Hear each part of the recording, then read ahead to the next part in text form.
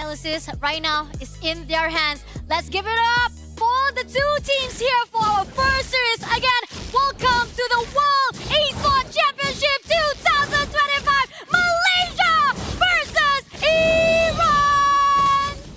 Game 1 about to begin in grand fashion right here, ladies and gentlemen. So for anyone watching at home, place your bets right now. Guess which of these two teams is going to come out on top in game number 1.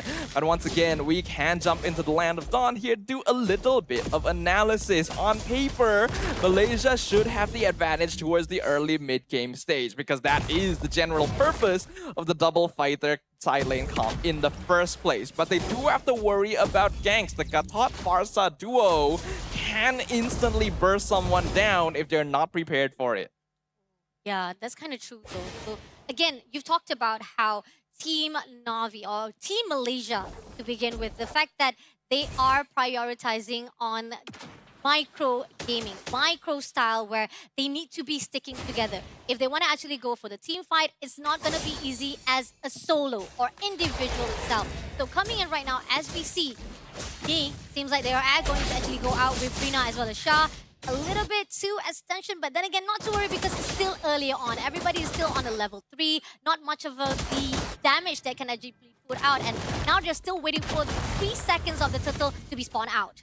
Team Malaysia is definitely the one that wants to create momentum on their side. Again, playing double fighter side lane, having strong team fight heroes like Rock and Eve comboing together means that in general, they will have the advantage during objective battles. It's very difficult for Team Iran to walk up if there's enough members of Malaysia around, but they're still gonna try. Oh, they're definitely going to try and going all out. Right there, Mountain Shocker straight away, able to get the turtle first. Oh, RW have been put out. Get Lishka for the first blood. As well as now, they're not going to allow any Sturgeon coming in. Nil will be taken off for the second kill as well. No, he was able to move in. She is able to back up. Only one casualty was able to steal away by Team Malaysia. That was definitely still a win for Team Malaysia, but Team Iran was able to get away without losing as much as I would have expected there. It was a very good initiation from Neil. Actually got a 3-man Throne of a Ruin right there inside the turtle pit, but unfortunately, she went just a little bit too far. The rest of the team is not able to catch up in time because they do have 2 slower frontliners, and without them, it's very difficult for them to actually try and disrupt the positioning of Team Malaysia. Because of that, it was very easy for them to make sure that Rina was still able to secure the red 3 timing on the turtle, and then the RLM just locked them in. It's lucky that Team Iran didn't actually lose more there. Oh, yeah, definitely. I think pretty much that Team Malaysia had actually control every single motion, and despite the fact that Neil was able to get away with 3 players already contesting it, or even try to actually conquering her movement, he was able to back off very quickly and safely with a little bit of leeway. But at the same time, right here, that Sherry wants to go in all out to push in Honey, but that's just going to be a little bit of push and pull from the side of Iran towards Malaysia. But and again, seems like Neil push out, mobilize Rina as well as Shah. But then again, 4 players already stacked up. They're waiting for the team of Malaysia. But knowing for a fact that right here, Yuki says, nah, putting out the wall straight away to say, back off from my teammates. I'm liking the rotations here from Team Malaysia. You know that the turtle is coming up in 15 seconds. You see the gank coming in. Neil even committing the Throne of Ruin means that most likely the other members of Team Iran are nearby. Even though it looked like they were in a 2v1 situation, they knew that they would probably be outnumbered since they didn't have vision of anyone else on the map. And by doing that, they keep their entire team alive, all of their cooldowns available as well. This should be a very easy turtle take once again. Yep, definitely. Great conquering coming in from PC itself. The fact that literally a great zoning, denying every entrance, every movement coming in from Iran. And the fact that, okay, here's the thing about the team from Malaysia, right? Fafo is all alone, was able to actually just counter off Kana. And Kana almost able to back away without the ball right there. As well, gonna pull in the Mighty Swing throughout her. But again, it's not gonna be a quick fight for the team of Malaysia as they're just trying to actually chew away Iran's positioning.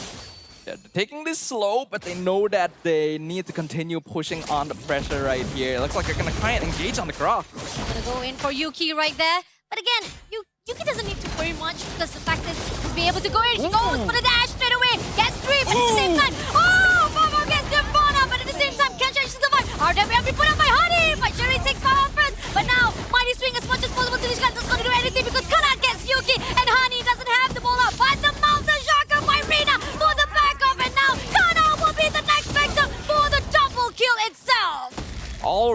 quite a quick sequence of events right there. Iran, honestly, good call to actually try and engage on that since they knew that the rest of Team Malaysia were on the opposite side of the map. But unfortunately, because they are a scaling composition, they weren't able to burst down the members of Team Malaysia long enough. Then we got to see the massive combo of the Tectonic Charge into the I'm Offended AOG, while Iran was still coming out on top because Rina and Shao were not part of that fight. It lasted long enough that the Yi Sun-shin was able to make it over and get the cleanup in, which means that Team Malaysia still does come out on top, and that's an excellent timing as well, because the next turtle is going to be up in another 15 seconds.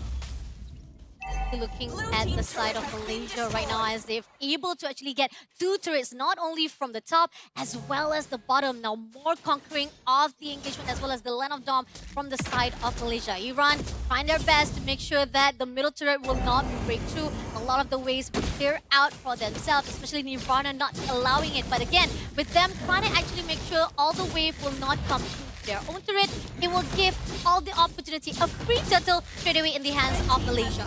We're at the stage of the game right now where Team Iran is unfortunately going to need to give up a little bit of their mid-game in order to make sure that they're still able to farm up.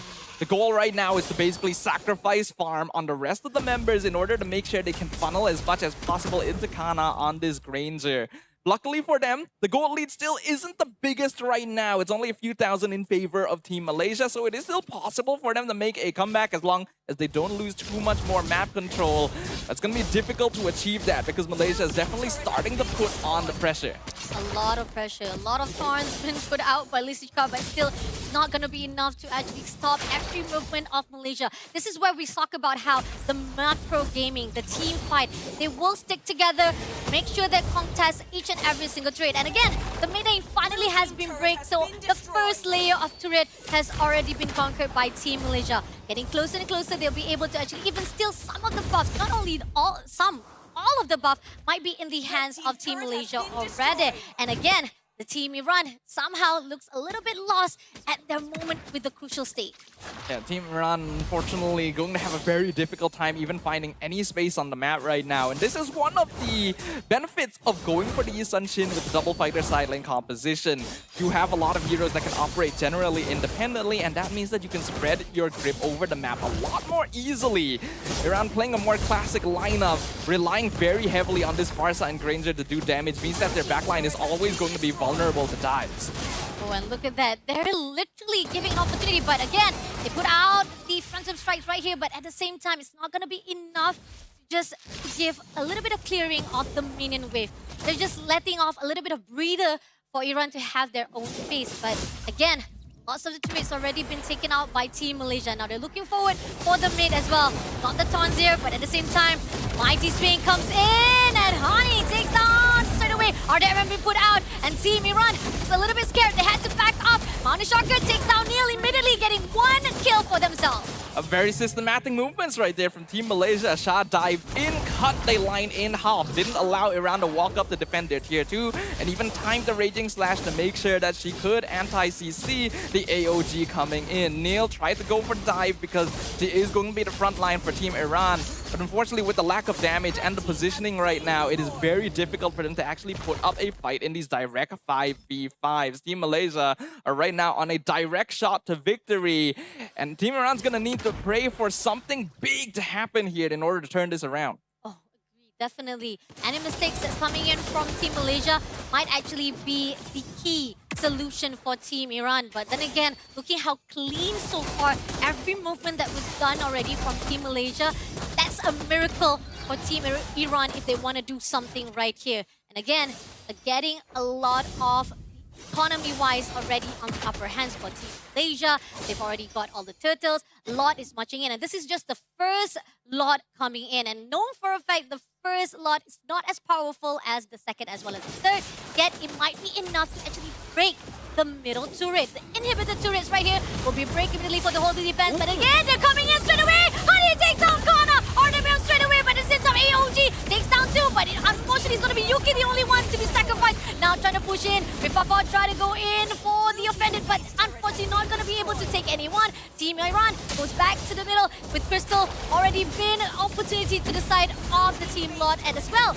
Lord has crashed but Farfall still away Neil and now they're pushing in even more. Are they going to actually deny it immediately? With Sherry trying to pull away, trying to make sure that Shot does not. Feather Strike trying to be open up to actually shoo away the Team of Mars, but Malaysia still surviving. Crystal just a little bit more if they can actually pull through. Rina looking forward to Kana but doesn't manage to take her down, so she had to pull away to the fountain, but did manage to take down Sherry instead. And Lishika will be the next victim for the mega kill of Rina. And again, the Crystal will be first, and it is going to be the first win to Team Malaysia.